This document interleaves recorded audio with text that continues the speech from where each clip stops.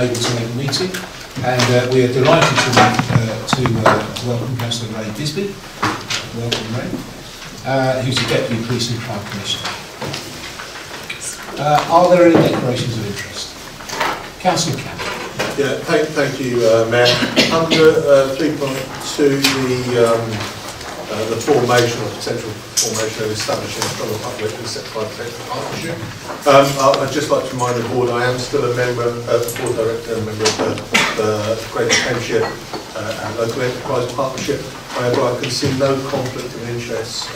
Should one occur to me, I will make you aware of it.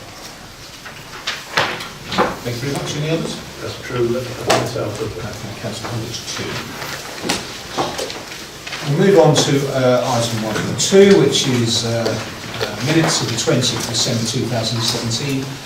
Does everybody agree that the minutes are correct record? I'll take the absolute silence as a yes. So, Mrs. Rowe, you would like me to sign this in the appropriate position.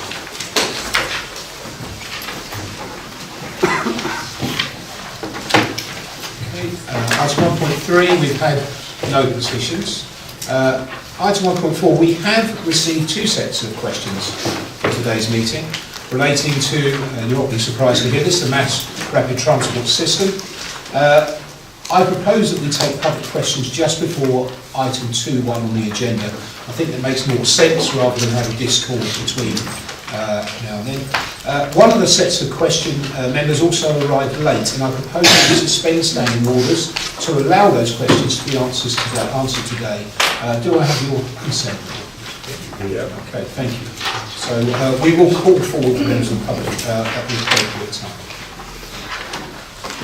Item 1.5 is the forward plan, and the forward plan is published on the website and is updated regularly. It was most recently republished on Monday, and members are asked to note the contents. Item 1.6 is corporate governance framework, and I would like to invite the authority's legal counsel and monitoring officer Kim Sawyer to introduce this item. Thank you. Thank you, Chair. This report relates to work that we have been doing in the governance team within the Combined Authority, working with the Audit Committee to bring forward what are essentially some the remaining elements of the governance framework that is necessary to ensure that we conduct ourselves properly as a Combined Authority. So what we have before you today is the member complaints procedure. This is a procedure which complements the Code of Conduct. So the Code of Conduct was published with our Constitution last year. This is now explains the process that we go through should we receive a complaint about a member. So I'm asking you to approve that complaint procedure, and also to agree that I should be permitted on your behalf to undertake a recruitment process for an independent person or persons. An independent person is an essential statutory requirement for the Code of Conduct, and essentially allows members or myself to consult with somebody who is independent of the Combined Authority when giving advice about moving through an investigatory process. What I'm also asking is that should I be successful in recruiting independent persons, that in fact we would have a panel of those, and I would seek to create a panel of those across Cambridgeshire that the other monitoring officers of the constituent councils could also feed into. I think that's a good way of us networking together with the constituent councils across Cambridgeshire. And also, I'm asking you to approve a small allowance for any independent person or persons that are recruited. And the purpose of that allowance is to cover the reasonable expenses over the course of the year for that independent person supporting the process. And then finally, all of the decisions I've asked for up to that point are simple majority issues. But I am also asking you to amend the Constitution so that we can include that member's complaints procedure within the Constitution. So that's the first thing I'm asking. The second is a corporate complaints process. So we are required to have a corporate complaints process. This is essentially how we interact with our public when they're not happy or want to make inquiries about the way that we conduct our business. And this relates more to the services that we deliver rather than the conduct of members of the board. So I've been negotiating with the local government ombudsman about the development of that complaints process, and we will then, following today's meeting, if you approve that, contact the Ombudsman to confirm that that process is now in place, and we'll go onto our website. And then finally, our data protection policy and freedom of information policy is there. We have been working quite hard to collate a list of all the matters that we intend to have as an open publication sort of index on our website, and this policy relates to how members of the public can engage with us to either obtain information from us about services that we are delivering, or things strategies that we are undertaking, or if we hold any personal information about them, we can apply to them, they can apply to us for release of that information. So those are the matters I'm asking for. As I said, the only matter on there that requires a different vote from members is the one to amend the Constitution, and all the others are simple majority decisions. Members, any comments? Councillor Carpen. Yeah, if I could have some clarity, please, and this revolves around part of the introduction and the points 3.9 on page 13 and 3.11 at the top of page 14. 3.9 talks about what talks about that we have to appoint an independent person, and 3.11 talks about establishing a panel of independent persons amongst the constituent councils. Now, to explain how I thought this would work, to simply push out here, I thought we would appoint a panel of independent persons, which was basically the independent people from across our constituent councils. And then should a complaint come in, then the monitoring officer might look at that panel and see if there's somebody with more expertise in the subject area. They might be a lawyer or a financial person, or somebody with building. It's irrelevant, but they might find somebody more suitable for that than the other people. Or geographically, if the complainant and complainee was, for example, in South Cambs, they may decide not to use the independent panelist from South Cambs. So I thought that was where we were going, which seems to be reflected in 3.11. But 3.9 talks about appointing an individual independent person and giving them an allowance of 250. So there seems, for me, I don't quite understand how we're going down both routes at the same time. So it's a question, really. I don't really understand what's happening. Yeah, okay, so apologies for that confusion. So we are, in fact, the statutory requirement is that we must have at least one. So I will move to appoint at least one, but in doing that process, my intention is to try and constitute a panel and to work with the constituent councils to constitute a panel of persons across the combined authority area, working with those constituent councils. If necessary, then the allowance will be paid to those persons as we recruit them. Obviously, if we have a panel of 10, then that allowance becomes more difficult to meet, and I will certainly be coming back to you. This report was written when we're intending to only have one, but I think if we can have a sort of tight-knit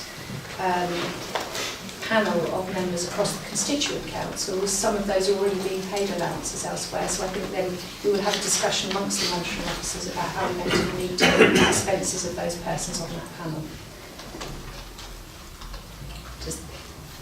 Yeah.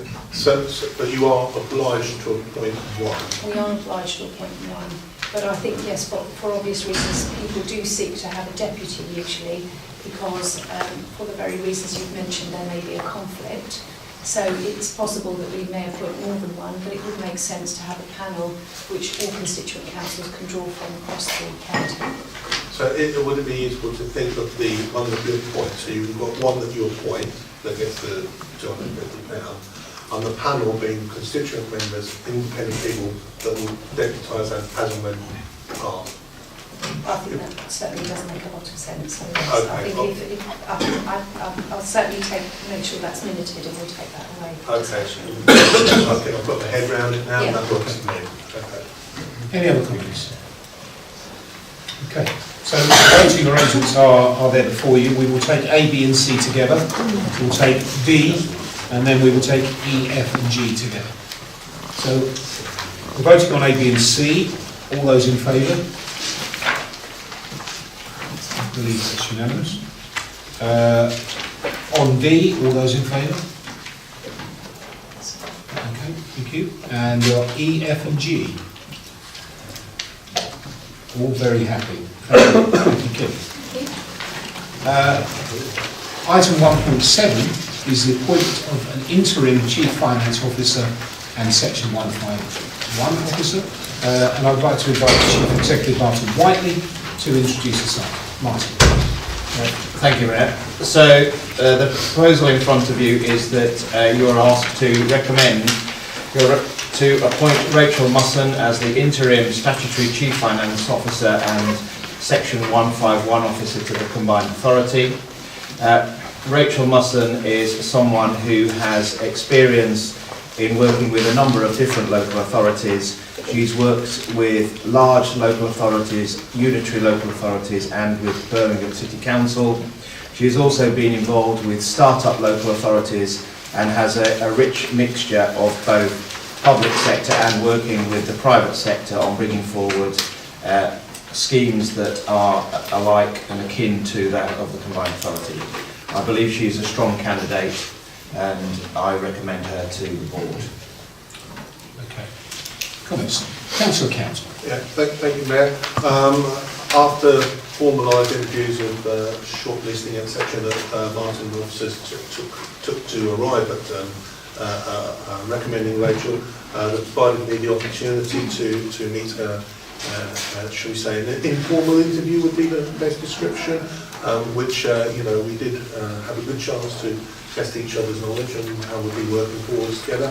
I found that very illuminating, and I have a high deal of confidence in Rachel's abilities. So I will support the recommendations and ask that the board support this appointment. It is on an interim basis, and therefore that should provide us with the assurance that we need moving forward should we wish to change it later. Yes, Jess. I just wonder what the process was for completing substantive posts. So can I say? Yes, of course. Further in the papers, there are proposals about bringing forward a new structure that brings together the Combined Authority and the Local Enterprise Partnership. So my intention was at that point to also bring to this board proposals about how we deal with the specific senior posts in the structure if it's agreed moving forward. Any further comments? I wish Rachel all of that, third time lucky. Absolutely. If at first you don't succeed, as they say. So, a simple majority of members, all those in favour? Thank you very much. I just would like to add that Rachel obviously will be working for us at the Combined Authority and for what used to be the Local Enterprise Partnership. It's another example of how we can streamline by sharing our services between the two authorities, and I think it's absolutely the right way to go. Thank you.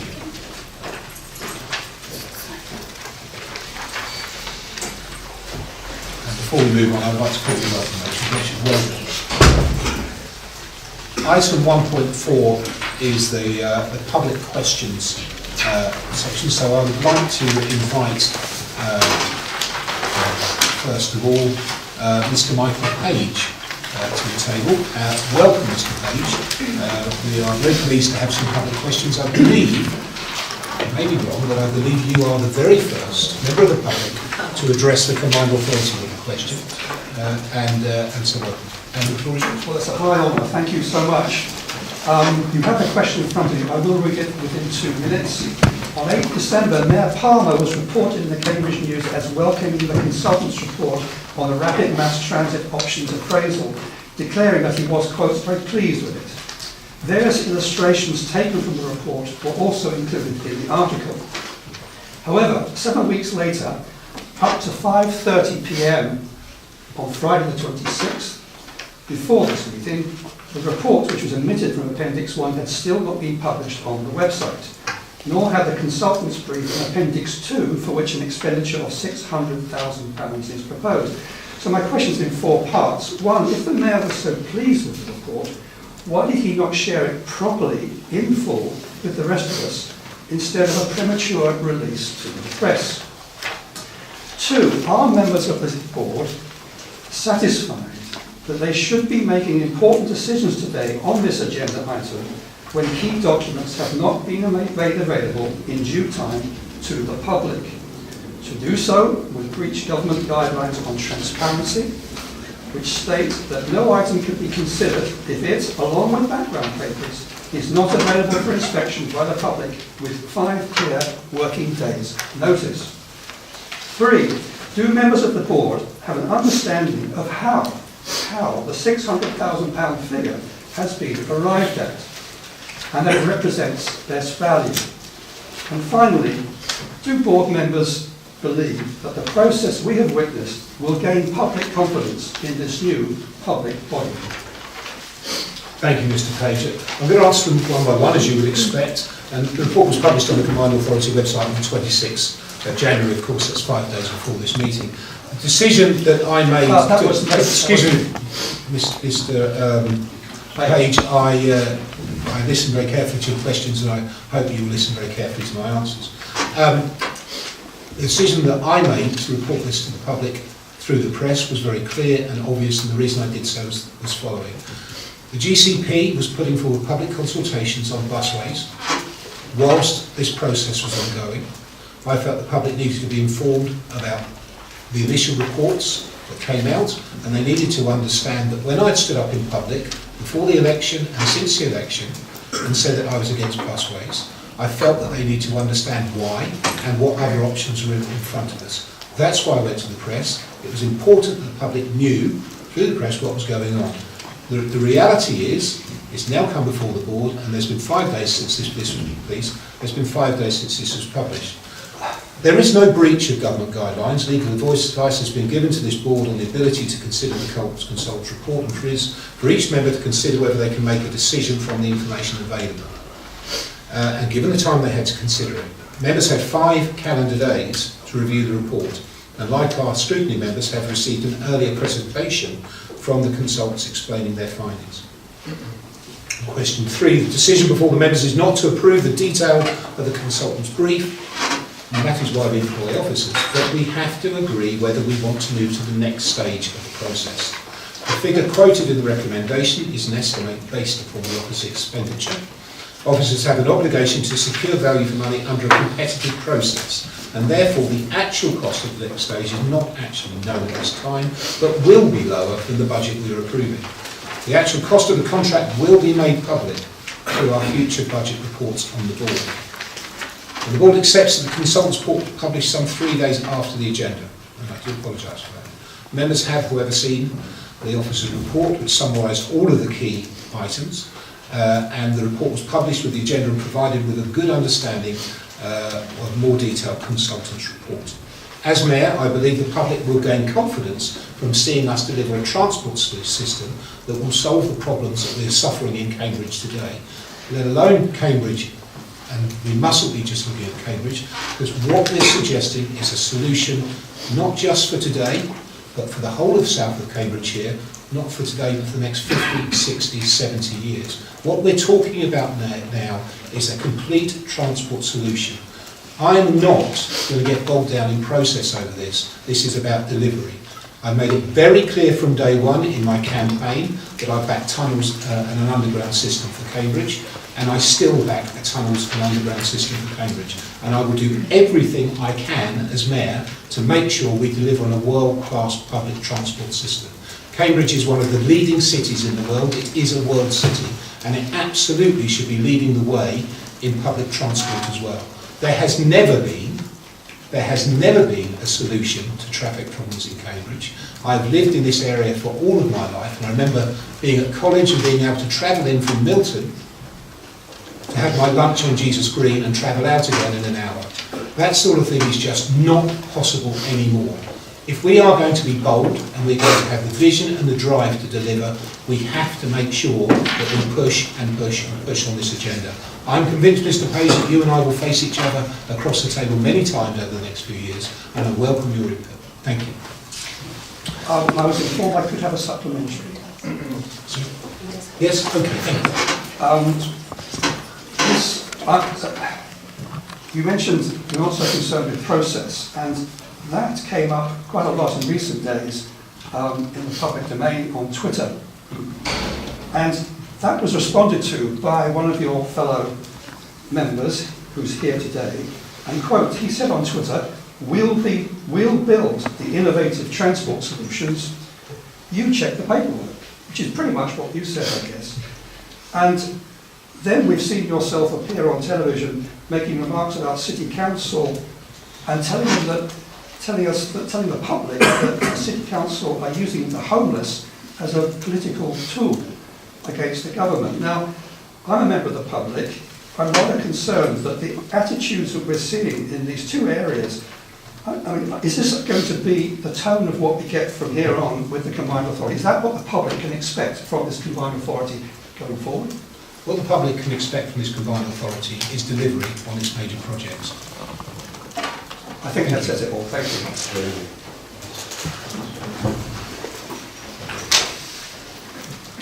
Mr. Carpen, would you like to come forward? Thank you.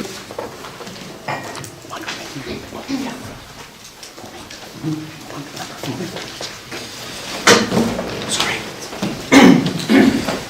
Welcome, Mr. Carpen. I'm rather disappointed you didn't bring your dragon with you, but maybe another time. The floor is yours. Oh dear. You're not dressed in purple, though. No, not today, saving the dragon for another meeting. I was hoping that a representative from the consultants was going to be at this meeting, but obviously I'll address the points I have to the board. I'm speaking on behalf just of myself here, and I've been on public record saying I fully back the Mayor 100% to deliver a light rail underground for Cambridge and South Cambridgeshire, and I still stand by that, in particular on the as envisaged by the Connect Cambridge model. So when I stumbled across the report, I thought the consultants let down all of you in the quality of that report, given the budget that they had. In particular, I did not see in the report anything on the history of how previous public transport and traffic mitigation schemes have worked, including this wonderful book which has just been published. I didn't see any forward projections in relation to tourism in terms of previous studies done on tourism, what the current levels of tourists are, and what those projections are likely to be in the next 30 to 50 years. So really my point is with this report is it's incomplete, similar to the critique given by the Smart Cambridge Transport campaign, whose petition I've put up online at their request, which has had 289 signatures at the last count in just over 24 hours. So my point is that actually the SDG group should really either withdraw the report or issue a supplementary document to you, Mr. Mayor, and to this board to enable you to make a more informed decision, because the risk may well be that we go down a route where we just have an extended guided bus style transport scheme with tunnels, rather than this wonderful light rail scheme that I was led to believe we were going to get. So I'll leave it there. Thank you, Mr. Carpen. Can I just want to set out what the report did. The report studied the options between different transport solutions. And the report has recommended a brand new system that I didn't know was in existence a few months ago. You're right, I mentioned light rail as a particular option, and until I saw this option, I believed it probably was the right way. However, I did also say I'm not married to light rail, and if there is a better way and a more efficient way of delivering the system, then we should look at it. Now, please don't be under the misunderstanding that we asked the people to put together a high-level report considering routes, considering future traffic flows, considering growth, tourism, all these things. There are other studies ongoing that we're working on, and I'm sure that the routes that we choose and the future study that we look at, the next study, will get down in the detail of exactly what you're saying here. What do I want to see from this? I want to see a world-class transport system delivering people in their many hundreds via a tram system that goes under the city of Cambridge. This system will be on dedicated routes. It will not be a busway. It will not be a guided bus or anything like it. Just because there are wheels on a tram doesn't mean it's a bus. Otherwise, the metro system in Paris would be it's a bus and it's a train. So I understand what you're saying. I really get what you're saying, but believe me, the detail will come in the future. Okay, thank you. And really, again, just to urge you to ask the consultants when they go back again to really look at the history and the lessons learned of previous schemes and why they didn't go through, because I've been going through this myself in the archives downstairs, amongst other things, and there are some really useful lessons learned from schemes, even going back as far away as the old Cambridge tram that we used to have, and the plans to electrify that tram that didn't go through. Ditto with the previous tourism studies done by the County Council here and by the City Council. I think there is, as you go forward, I think those previous studies, and in terms of how accurate they ended up being with their predictions, will be very, very useful to you. So I'd recommend that your officials and those who are advising you really study those and ensure that you can make decisions informed by them. Thank you. Thank you, Mr. Carpen. Okay, so I'm now going to hand over to Councillor Clark, who's going to introduce the item. Keegan Williams, our Transport Infrastructure Director, is also here to answer any questions of detail. Thank you, Mayor. Last summer, the board agreed to jointly fund a study into mass rapid transit with the Greater Sydney Partnership. This study was intended to undertake a high-level strategic options assessment of mass transport rather than provide detailed options. This study has been concluded and a final report has been received from the consultants. This process, a new transit solution for Greater Cambridge called the Cambridgeshire Autonomous Metro, and for short the CAM. This is a vital step in achieving the combined authority's ambition for a bold mass transport solution for Cambridgeshire and the surrounding areas. This board paper sets out the key findings from this study and seeks board approval to commence to the next phase of the project. Whilst this is a key step in the development of the project, it is important to recognise that there is still much to do, and we should look to progress this as speedy as possible. The recommendations are set out at the bottom of page 43 and the top of page 44, and I'll hand over to the Transport and Infrastructure Director to pick up the points within the report. Thank you. Good morning. So the scope of the mass rapid transit study was focused primarily on Cambridge and the surrounding travel to work areas. It didn't look at the wider country. That is something that will be investigated. Sorry, Mayor, could we ask people to speak up a little? It's difficult to hear at the back. Sorry. In terms of scope of the mass transit study, it was focused largely on Cambridge and the surrounding travel to work areas. The intention is that when we develop the scheme further down, we will start to look at a much wider geography. The primary purpose of the study was to evaluate and recommend the most appropriate solution in order to support a number of key aims. That was support economic growth, improve accessibility and connectivity, and address current congestion and delays. The key findings was that it recognised there was some good work that was taking place in the city, some major transport schemes, but they weren't going to provide that seamless connectivity that would be provided by mass transit. So with that in mind, the study concluded there was a strong strategic case for mass transit in the area. Given the constraints on the network, primarily the physical constraints and the anticipated growth, it was felt that the city centre would struggle to accommodate significant increased bus throughput under the current bus configuration. So this pointed strongly towards a need for tunnelling. And it's really that tunnel which unlocks the sort of transformational benefits of a mass transit solution. The study considered a long list of traditional and emergent solutions and shortlisted 3 options for more detailed consideration.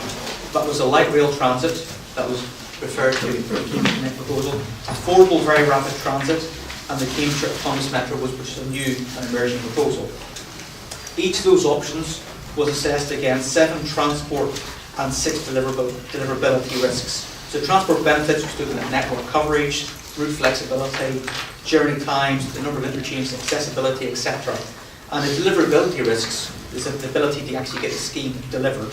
It was focused on technical feasibility, the maturity of technology, value for money, and so on. So So the outcome of that evaluation was that the CAM offered the best overall solution without any significant disbenefits. It gave us the greatest route flexibility, and the higher spec vehicles would actually provide a high quality service for passengers, particularly on the segregated routes. Of all the options that were considered, CAM was the most likely to achieve value for money and an operating surplus. And that operating surplus is vital because it increases the deliverability of the mass transit proposal and is most likely to attract private sector investment. In terms of cost, the capital cost of implementing the proposal is estimated in the region of 1.5 to 1.7 billion, not a small sum. And this estimate will be developed as the scheme gets developed.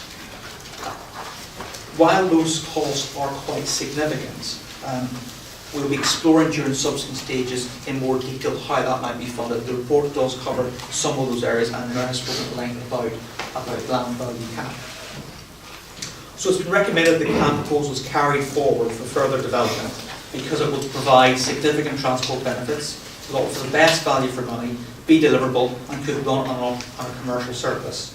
In terms of the next steps, we are very much at the start of the process. So there's a lot of work that needs to follow. And the big next step is a strategic outline business case. What that will do is that will set out the strategic transfer planning. I'll set out the strategic case for the next phase of the project. And in doing so, we'll be calling, combined authority will be leading that project and call upon a number of local bodies to help us in developing those proposals. The strategic outline business case will be supported by more detailed work, which will also look at the network, the vehicles, the technology, and the service proposition. An outline scope has been attached to the brief, attached to the paper, and this is ongoing further development in the last week. So this will be further refined and uploaded onto the CA's website over the coming week.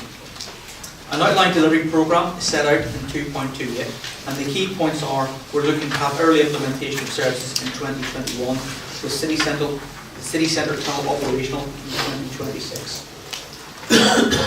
In terms of the financial implications of the scheme, at the moment we're asking for £600,000 to develop a strategic outline business case, and as opposed to that comes from the £74 million allocation from the Transforming Cities Fund.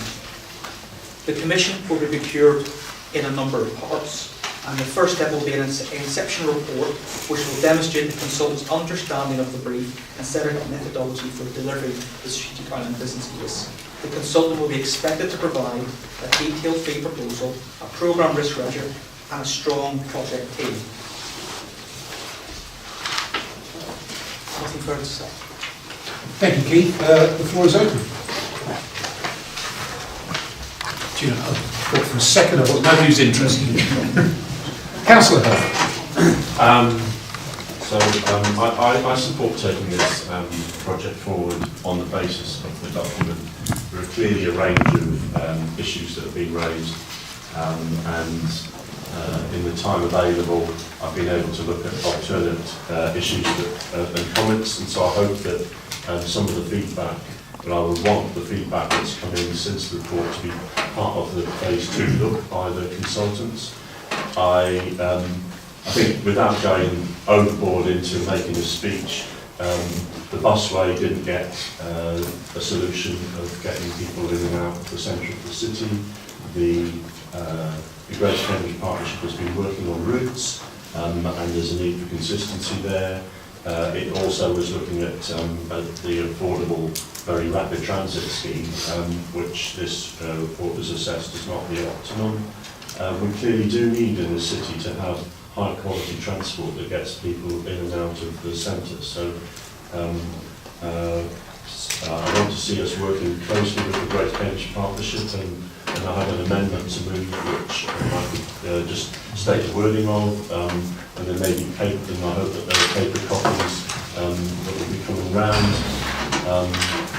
So effectively, there's a need to align the work that Greater Cambridge Partnership are working on and support taking this forward rapidly.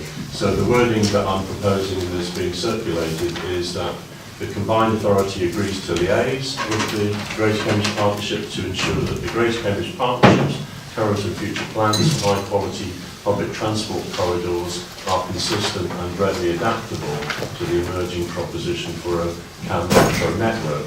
And the reason for that is, as you say, depending on how this progresses, there will be a need to look at how the routes are developing under the Greater Cambridge Partnership proposals out of the city into the surrounding area. As you also say, it has to have that wider benefit, because in terms of strategic growth, we want to see growth further away from the city, including to take the pressure off Cambridge. So that's the amendment I move. While talking, obviously I'm interested perhaps to get from the Chief Executive or Mr McWilliams just a bit further understanding about how the money that is being allocated to the next phase will work.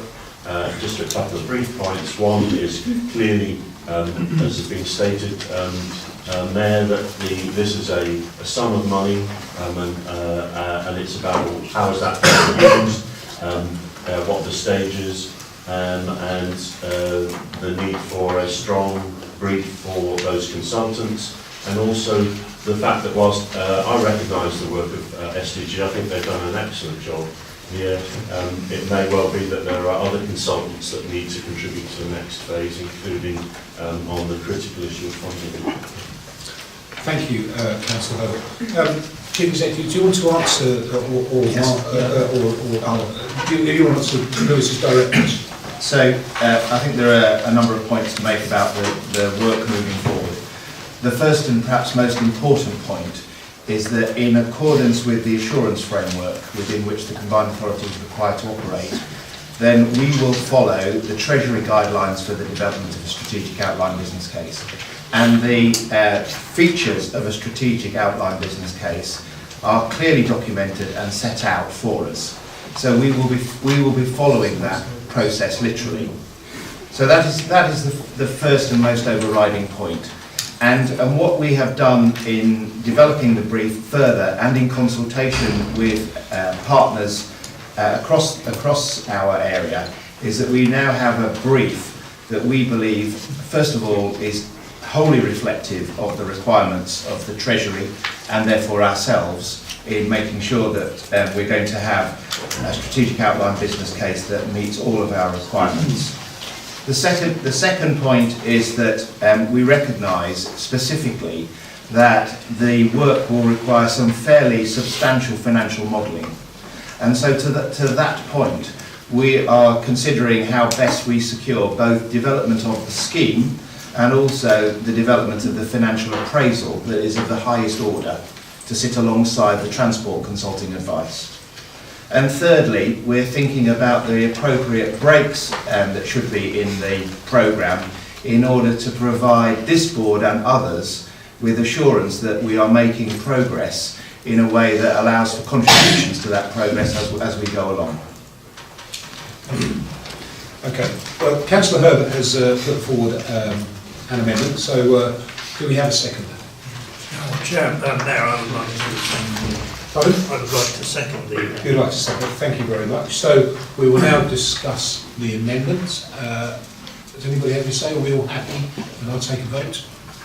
We're all happy to take the vote, so all those in favour? Okay, I believe that's unanimous, Councillor Herbert, well done. Further comments? Councillor Topping, please.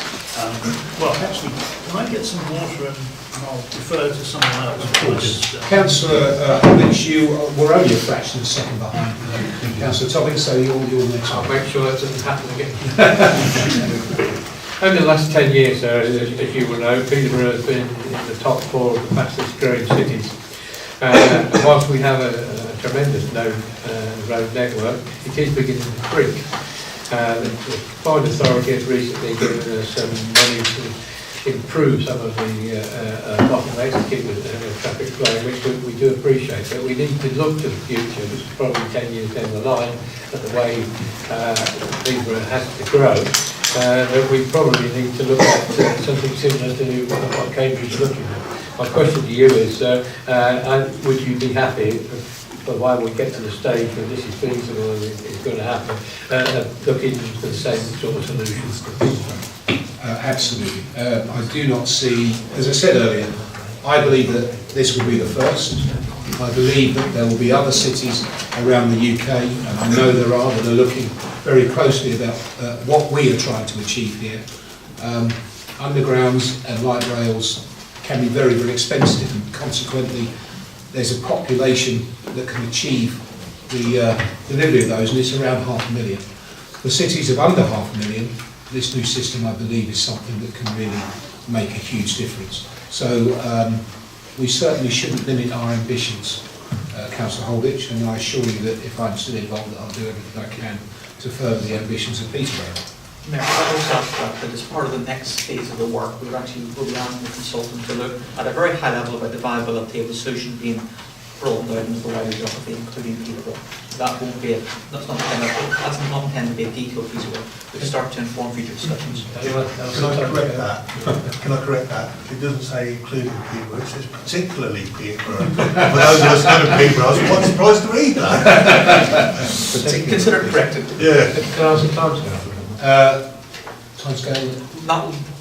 We're looking to bring something back to the board later this year. But to say that clearly there'll be a lot further work required to develop a proposal around. Oh, yeah, so that's why I'm asking now, because it's never good waiting until you've clubbed it like Cambridge before you do anything now. Councillor Topping, how's your pass straight? Well, I'll give it a go. So, thank you. I welcome this. First of all, I think it is a reasonably well-written report. I know that there have been comments that it's inadequate or poor or whatever. From my reading of it, I think it is well written. I think this is important because there's been a lot of commentary about the growth in Cambridgeshire and Peterborough, and about the need for infrastructure. And what it seems to me that this is proposing to do is to put the infrastructure in to keep pace with the growth. And it counters that concern, and it's a very understandable concern, that the growth, the houses come first and the infrastructure follows. And this is absolutely not what's going to happen here. I do wonder, Mayor, whether on the basis that Cambridge is always ahead of Oxford, that we ought to offer to share this with Oxford, because I'm assuming they must be wrestling with a similar challenge, but that's for later. I do have a particular concern, and the Chief Executive has talked about this, to do with the funding of this. I mean, we know that government is very keen to find anyone else to fund major capital projects rather than government. I've seen propositions from the Treasury that things like replacing the Thames barrier when it eventually needs replacing ought to be funded by the businesses in London who are protected by the Thames barrier. And there is some logic to that, but there is inevitably the point that these major capital projects will need a good deal of funding from a number of sources. So I will particularly want the strategic outline business case to be very strong on financial viability. I welcome the mention from the Chief Executive that there would be some form of tracking and gating of the money that's spent so that it comes back in an assurance framework. So we're confident that the progress is being made and that the 600k is being spent wisely. I was happy to support Councillor Herbert's proposal about particularly about the phrase about things being readily adaptable, because we do have an existing infrastructure, and it's important that we take account of that and ensure that that is aligned and capable of being taken forward into this new proposition.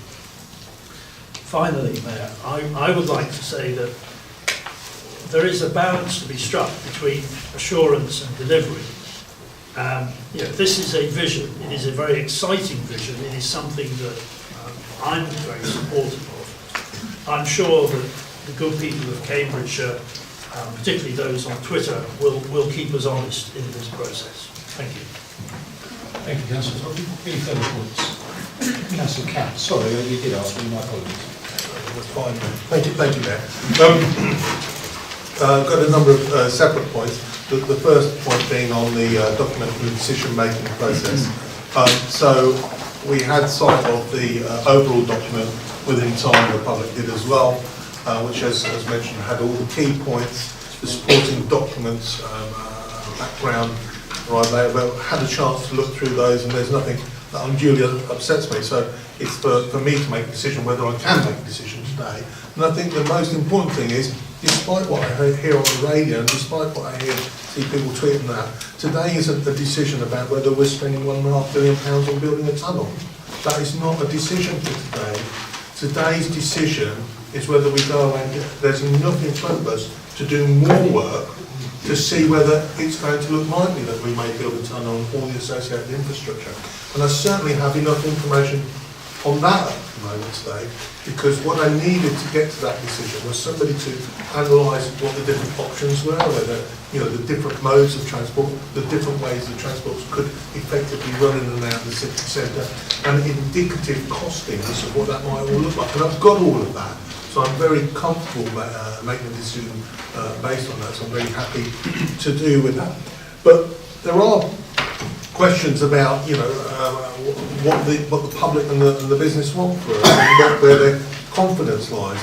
And I don't think they'll thank us for any undue delay. So we could ask for more information at this stage, with, and delay moving to the strategic outline business case, whilst we cross every T and dot every I. But if I take some of the questions that I've heard, for example, why isn't tourism buried deep in this document? Well, we've got some facts and figures that indicate that the number of transports movements to the city centre are 28,000 in 2015, and they're rising to 33,200 in 2031. Now, I personally don't need to know if they're tourists or students or business people or new people moving in the area. I need to know the overall number to know that we're designing a solution for that. So I've got the confidence there, we've got that. Whether the next business case, the next iteration, needs to do a deep dive to see if they've got them really correct or if there's better information out there, that's fair enough. But at the moment, there's enough in there for me to know that it's the overall numbers I'm looking at. Where I'm particularly keen on advancing the next stage of the strategic outline business case is fine-tuning the cost of the capital and the revenue and the source of the finance. What worries me, and I believe the Combined Authority can work differently, is in other spheres. I've been working with Network Rail on a number of projects, and you start 1 year and you wait 3 years to get to stage 2, 3 years to get to stage 3, there are 10 stages in all, and every time you move from stage 1 to stage 2, you add another 0 to the cost of the project. Well, we've got an indicative price here, and I hope and I anticipate, because we're not working in that way, that this is a pretty good, accurate summation, and it will not have that automatic inflation that some people think it's okay just to keep cheating the public and advancing these costs until they get somewhere that, frankly, would make most business cases fall down at the first hurdle. So I'm particularly keen on finding out, further refining the costs. I'm also particularly keen on further refining the way that we're going to raise the revenue. This project, with all the best wishes in the world, will stall unless we can match the one with the other. Our aspirations and the funding of the aspirations absolutely have to match up, and that is a key piece of work going forward. So where are we today? We're being asked to approve £600,000 towards the next stage, which will be done under the Treasury guidelines, which are very regimented, so the public will have every confidence when that output comes out. If Treasury are happy with it, that it follows all the protocols that we need for the public and us to be happy with it as well. So I'm keen to move forward. I'm keen to move forward without further delay because I have enough in front of me. And I'm very excited by the fact that we may finally be moving towards what may be a solution. But there is one question for the future. This is dealing with the projects that we have today and the prospect of its use for the future and what we're looking into the future. Can you see it's going to have to ask itself a very fundamental question about growth So if we're talking about getting people in and out of centre, there's a limit to how the neighbourhood is structured at the moment, and nobody wants to be changing the historic neighbourhood of the city, I imagine. So if we talk about how many people need to move in and out, these figures are based on settlements being from the outside, but they're going to have to go to either places of work or places of tourism. Now, I don't know what the aspirations are for the future, but if they're places of work, I don't think Cambridge City can develop the same lines of London and have a central core that starts off at 20 stories, 30 stories, 40 stories and goes ever higher. It has to say to itself, actually, this is appropriate for the core, and I think it's everybody's aspiration that we spread the wealth of Cambridge over a wider geography, and therefore Cambridge should, and its economic benefits should be over a wider geography and not a more centralised vertical direction, which I think one will feed into the other. The limit on the capacity of this model, when we know what that is, should be modelled against what the limit on the capacity there is for building offices and housing in Cambridge City, and somebody should come to a decision, perhaps the Combined Authority, Cambridge City, whatever, should come to a view of where that needs to stop, and it needs to automatically go outwards, which is definitely my preference anyway. But what we've got in front, that's a thought for the future, what we've got in front of us today, very exciting, I like it, and I've certainly got enough in front of me to be backing this. Thank you. If I can just add a point to that, I think one of the key things is around understanding our financial exposure, and the assurance framework that we're following is phased, so that as the costs increase, we've got stop points along the way, so we can reevaluate that. So changing our business case will make a case for whether it continues to be the right option. More detail will come in the outline business case, and again, the full business case will nail that down more fully. I think throughout the process, well, it's getting that right around check and challenge with our appointments, the flash figures come through, so we'll be looking to get an element of independent check and challenge into those proposals. Okay, thank you. I think what we have before us is the first step along the road that has to be travelled. Cambridge has been compared to Manchester in the 1840s with its potential for growth and its economy, and what I don't envisage is a mass sprawl of Cambridge across the south of the county, and I don't think anybody envisages that here either. I take on point count you. Most people who come to Cambridge in the morning do not come into the centre of the city. Most people who come to Cambridge work around the periphery of the city, but getting across the city is virtually impossible, but sadly there is no other option for most of us. The A14 and M11 are generally clogged up with people travelling to and from the science parks that surround us, and we've already seen, as we know, the western campus of the university has grown massively over the last few years, and the need for people to travel from the centre out is clearly there, but the need for people to travel from outside Cambridge, across, under, through the city is absolutely massive. We can't sit back and do nothing. Councillor Herbert mentioned the guided bus, which has had a limited success in getting people from St Ives to the edge of Cambridge. But if you live in the west of Cambridge and you work in Brunton Park, or you work in the Wellcome Trust, or you work at Addenbrooke's, you can't get across the city because it simply is too clogged up with everybody trying to do the same thing. Ultimately, Cambridge is growing, and Cambridgeshire is growing. Peterborough is growing at a faster rate, as we've heard from Councillor Holditch. So if we're going to create a success story and spread the success of Cambridge in the future, we have to do so with a world-class transport system. It is the only way. We know there's a housing problem here.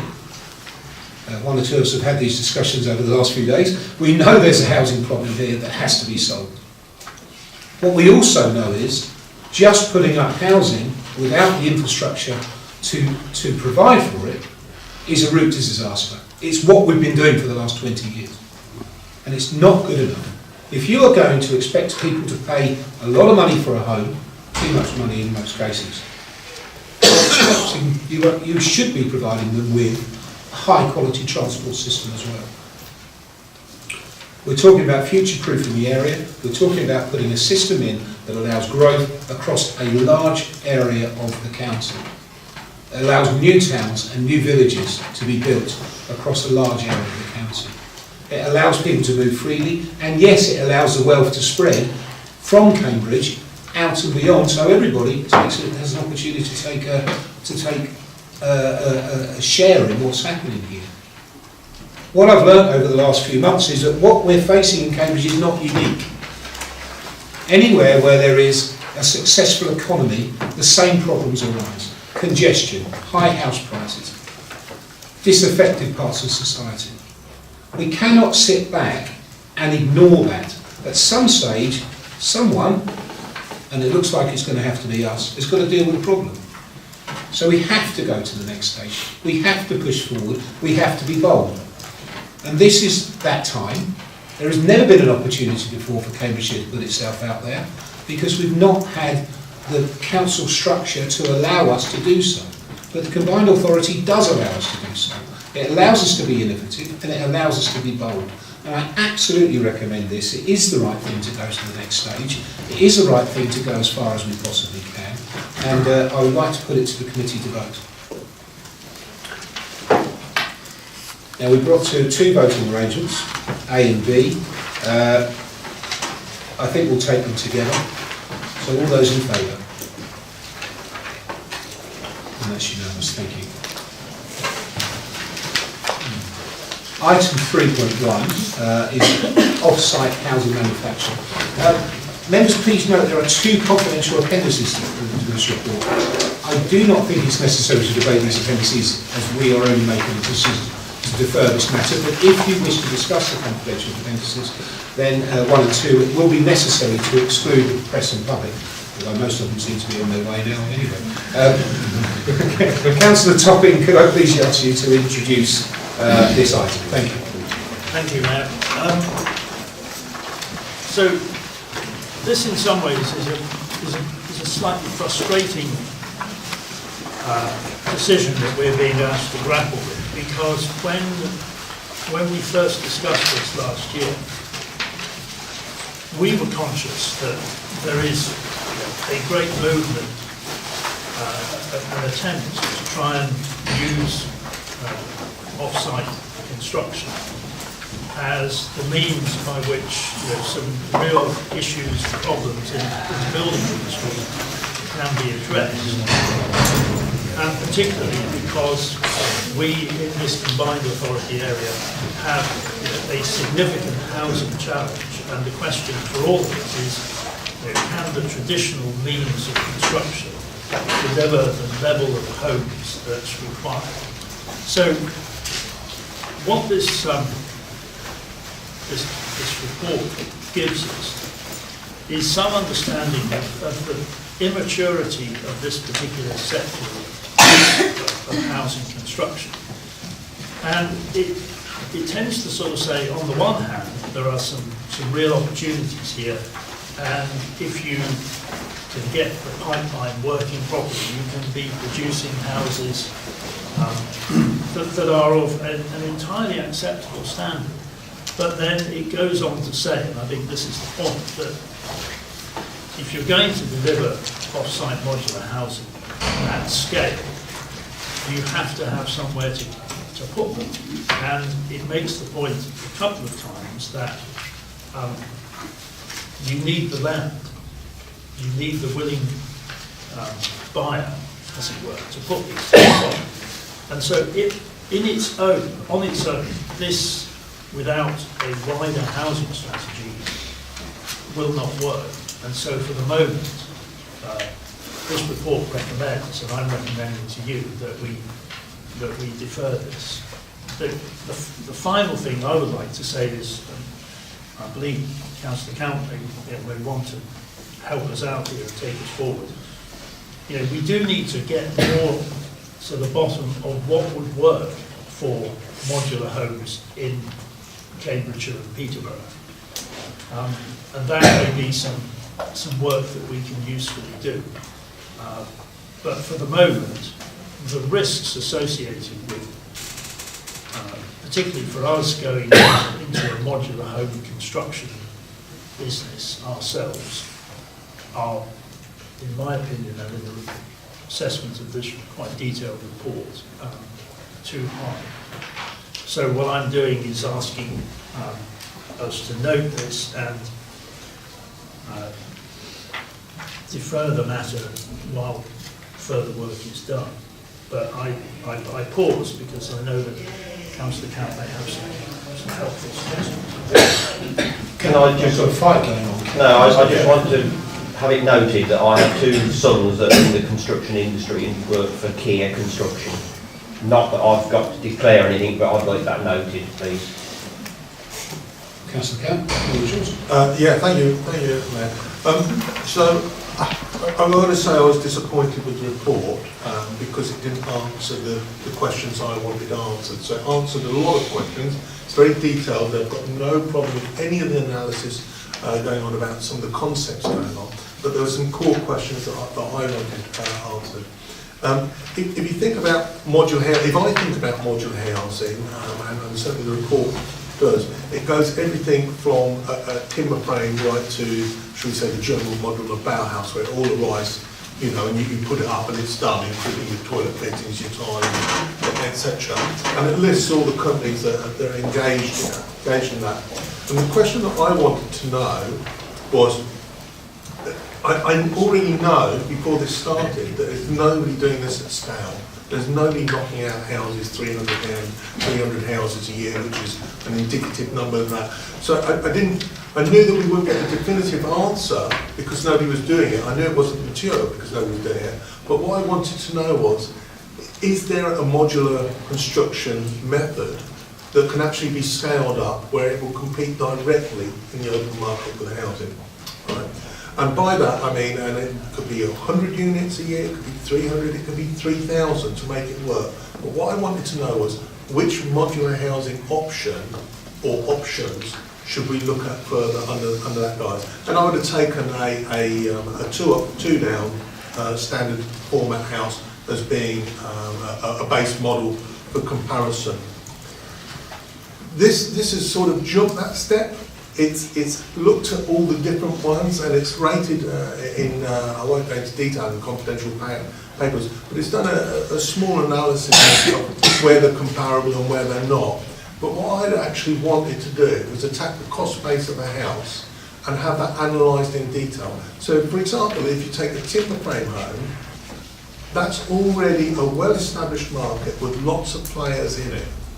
And what they do is they deliver the frame to the site and everything else is done at the site. If you take the SIP panels, they take it one step further, but you still have to do your brickwork or fascia at the site, you still have to do your tiling. If you take it to the other end of the scale, virtually nothing's done at the site. And all of those different methods of construction will have a different element of the cost that you can attack by scaling up. And that's what I need to understand is how we get there. So to jump from this paper and to say, actually, we need to secure enough land to promise an order of 300 a year, for me is wrong. That is like saying to the, remember this is only one part of the house build, that is like saying to the window company, the double glazing company, you need to guarantee 300 houses a year before I put another production line on. That isn't what happens. Nobody has that cast iron guarantee and that. What they do is they look at the windows they can manufacture and they decide whether they can compete with the market, and if they're good they will secure their orders, and then they take that a step further. And that's what's missing from this piece of paper. Now in talking about the business case moving forward, so it says let's hold while we consider whether we should go forward with the business case. It looks at the next stage of the business case. It's got, I think it's in point 3.6, and it's got about A to H of recommendations of what they should look at next. Well, personally, I'd rather that didn't happen at this point in time. I'm in favour of the paper not progressing to that stage, which is what it says, because it says, you know, in later on in 2018, we should consider whether we do that. But what I am in favour of, if we could take this away as an action note, is to look at how we can get that level of detail that I'm after, to then think about whether it's even worth going to the next stage. I see it quite comfortably today, and I'll say to the board, If you have enough confidence that you can produce, whether it be 3, 4 or 500 units a year, whatever it is, cheaper or faster or a better quality than is available than the company's putting it up in the traditional way, then we will find a market for that. If you have that's in this paperwork, it talks about builders being attached to traditional build, whereas a report from the Master Federation of Builders out about a week ago where they're predicting that 90% of their workforce, highly unusually, are aiming to retire within 5 to 10 years. That's from the Master Federation for Builders. There's not enough training going on or migration of labour to replace that. So these solutions will become more important if they are possible. And in order to know if we're possible, the key question has to be whether they're financially viable. That for me is missing. If we can do that small, discrete piece of work, then we can look at that later on and then decide whether we want to or not want to move to full business cases later on. So does that mean you're putting forth a proposal, Councillor? I'm happy if that's taken on board as an action, though, because I don't believe that this is the sort of amount that we will need to bid for funding and a consultation today. But if we look at that and say, actually, this is more in depth, then we can come back and ask for that money. But I'd like agreement that at least we look at that element that seems to me to be missing. Okay. Does anybody disagree with Councillor Camp? Then you have agreement with Councillor Camp. Any further points? So we are asked to defer the report. All those in favour of deferral?